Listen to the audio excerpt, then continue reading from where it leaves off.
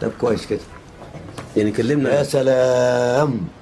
مصر اسم عظيم. مصر غالية علينا كلنا. على اسمها انكتب تاريخ. كلمة لكل الشعب المصري العظيم اللي بيحب بلده بجد، يشوف إنجازات في سنتين ما تعملوش في أكتر من 30 سنة.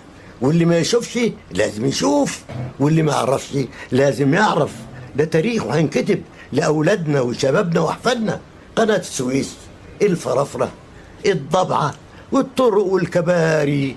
وخلي بالكم بدأنا في العشوائيات، واسألوا الأسبرات، ولسه الطريق أوله. والكل لازم يشارك بجهده وبعرقه. ولا ايه يا ابن ولي؟ اه